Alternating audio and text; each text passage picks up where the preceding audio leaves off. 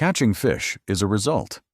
It tells you the fish was there, and you got lucky enough with your setup that day. It does not tell you whether you understood why, or what you would change if it stopped working. Here is a real question that almost no one stops to ask.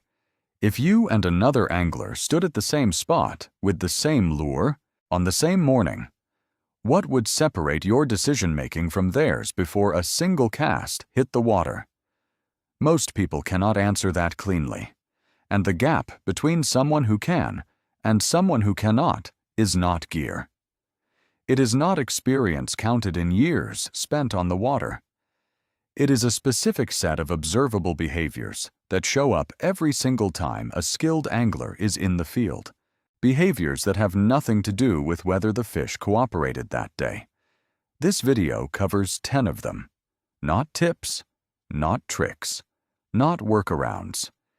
These are the actual markers that separate a practiced bank angler from someone who is still fishing by accident. Watch all 10, because the last one reorganizes the way you will think about the first 9. 3 things you're going to walk away with by the end of this. A way to read what the wind is already doing for you before you pick a spot. A concrete test you can run on your own knots right now to find out if your line is weaker than you think it is, and a completely different way of thinking about what it means to handle a fish well. None of this requires a boat. None of it requires expensive electronics. What it requires is paying attention to the right things and knowing which things those are before you leave the truck. The first thing to understand before we get into the list is that skilled anglers lose fish too. Beginners often absorb the idea that dropping a fish is a sign of inexperience. That framing is a trap because it makes catching the metric for skill. The actual metric is the quality of the decisions that led to the cast in the first place. Skilled anglers lose fish because they are taking shots on good fish in hard spots with real variables, not because they are doing less of what matters. What you're about to see are behaviors that show up before the fish ever bites. That is the part worth learning. The first marker. They approach the water before they approach the water's edge. Bass Resource documented this clearly. Bass in shallow water can see what is happening along the bank, and they respond to both movement and shadow. A bank angler who walks straight to the edge before casting has already compressed the zone they can effectively fish. Skilled bank anglers stop several feet back, make their first cast from that distance, and only step forward after testing the close water first. The fish you would have stepped on are still there. That first cast from distance catches fish that would not have existed had you walked up normally. Experienced anglers build this pause into their approach by habit. They do not think about it anymore, which is exactly the point. The second marker. They read the wind before they read the bank. Wind does not just create casting conditions to deal with. Wind moves food, and food determines where fish are positioned. When wind pushes into a bank at a quartering angle, roughly 30 to 60 degrees, it creates a sweeping current along the shoreline that moves baitfish predictably along the edge. Bass set up to intercept that movement. The bank that is uncomfortable to cast into with wind in your face is almost always the bank holding the most active fish. Field resources, including Lure Logic and Best Days to Fish, both document the same pattern. The windward bank concentrates the food chain from plankton up through baitfish and into feeding bass. Experienced anglers do not avoid the windward bank. They go directly to it and expect to catch fish there. The third marker. They know which side of any shadow the fish is likely to be using. This applies to fallen trees, docks, rock faces, and weed edges. Anything that creates a boundary between light and dark water. Bass Resource documented that bass orient toward that transition, not simply away from light.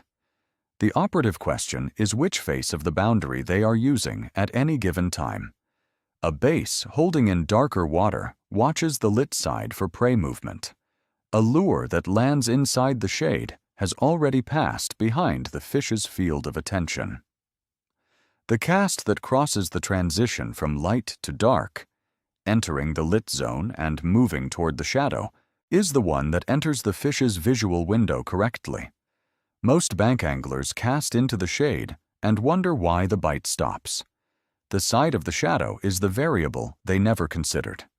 The fourth marker? They check their knot before they need it to matter. According to data published at bankfishers.com, a poorly tied knot can reduce a line's breaking strength by up to 50%. A correctly tied knot retains between 85 and 95% of the line's original rated strength. That alone is worth the time it takes to retie.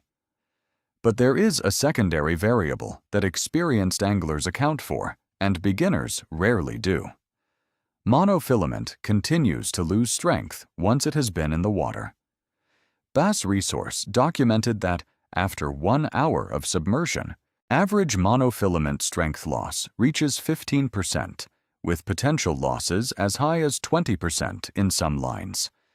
That means a bank angler fishing mono who has not retied in the last hour may be connecting to fish with a line that is performing at 60 to 70% of what its label claims. Experienced anglers retie after any significant contact with structure after landing a fish, and at regular intervals throughout the session, not because they are being cautious, but because they understand what the math looks like on the other end.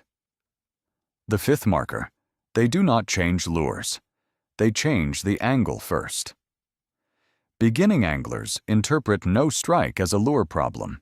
Experienced anglers first interpret no strike as a presentation problem. A base sitting tight to the shaded side of a laydown is not equally exposed to lures coming from every direction. The angle of entry changes whether the lure crosses the fish's feeding window at all. Resources including Bass USA and Bank Fishing Field Guides consistently document that casting parallel to structure, rather than at it, keeps a lure in the fish's active zone far longer than a cast that hits the target and pulls away immediately. The rule experienced anglers follow is simple: exhaust the angles before you exhaust the lures. Changing the cast before changing the bait is the decision that marks someone who understands presentation as a variable. The sixth marker: they listen to what active bait is already telling them. Skilled anglers scan for baitfish surface movement before selecting water to commit to. Bass Angler magazine documented the specific signals worth reading: baitfish dimpling the surface near a bank, shad flipping near shallow cover, bluegill schooling at a dock edge, birds working a stretch of shoreline. These are not decorative observations. They are the most current available data on where predators are positioned right now, updated in real time by the fish themselves. Experienced anglers treat bait surface behavior as the first input in their decision about where to cast, not as background scenery. The water that has no bait visible is a very different decision than water with bait but no surface feeding activity, which is again a different decision than water where bait is actively being pushed. The seventh marker: they handle every fish as if another person's season depends on it. Studies documented by AFTCO and conducted in partnership with Mississippi State University measured the survival outcomes of largemouth bass under various handling and live well conditions. What the research showed is that the variables most likely to kill a fish are cumulative and largely invisible in the moment. Dissolved oxygen levels, temperature differential between the water the fish came from and where it is being held, and the total duration of air exposure. For practical field application, bass over 3 pounds, held vertical by the lip alone, experience mechanical stress on the jaw hinge and spine. 30 seconds of air exposure per handling event is the consistent threshold cited across multiple conservation resources.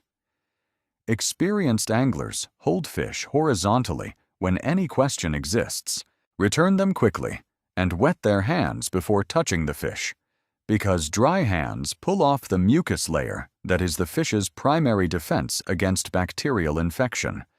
This is not sentiment. It is maintaining the resource that makes the next trip possible. The 8th marker. They let the environment make decisions for them before they start fishing. This one is harder to observe because it looks like hesitation when it is actually calculation. Before a skilled bank angler commits to a spot, they spend real time reading it from a distance. Bass Resource documented this specifically in their bank fishing strategy material. Arriving at riprap and immediately casting at random is among the least productive approaches to that structure. The casts that produce come from a plan built by watching first, reading the rock composition, identifying where the shadow line will shift as the sun moves, noting which direction any current break is funneling food. Experienced anglers who approach structure quietly and observe before casting consistently outproduce anglers who start casting on arrival. The fish are not going anywhere in those 30 seconds of observation, but the information gained shapes every cast that follows. The 9th marker.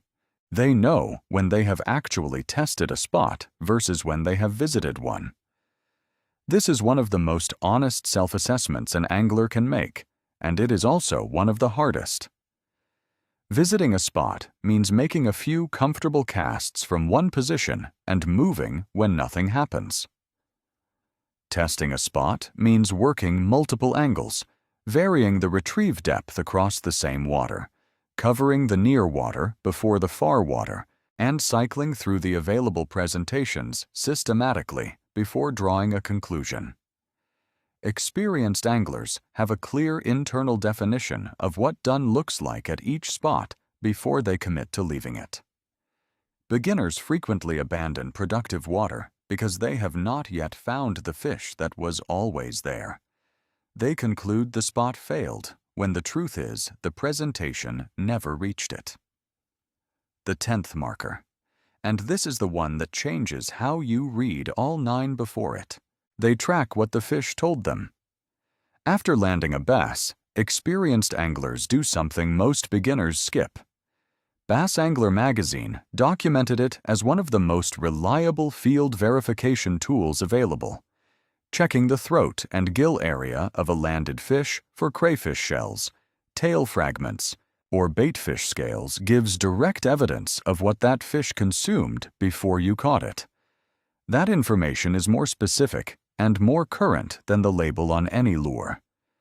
An angler who uses that data on the next cast, adjusting profile, color, and retrieve speed to match what the fish's own stomach is showing, has a measurable informational advantage over one who guesses based on the day of the week or the last thing they read online. It is not mystical. It is reading evidence that the fish itself provides. Here is what all 10 of those behaviors have in common. None of them require catching a fish to demonstrate. You can observe every single one of them from the bank before a fish is ever landed. And you can execute every one of them on a day when the fish do not bite at all. That reframes what skill actually looks like on the bank. Skill is not a scoreboard. It is a decision pattern that holds under pressure and holds on the bad days. The angler who is doing all 10 of these things and catching nothing is still fishing better than the one catching fish by accident and not knowing why. If this is the kind of fishing content you want more of, subscribing is the easiest way to make sure it shows up. On your next trip, bring 1 rod and 1 bait. Before the first cast, stand back. Read the wind. Check your knot. Find the shadow line.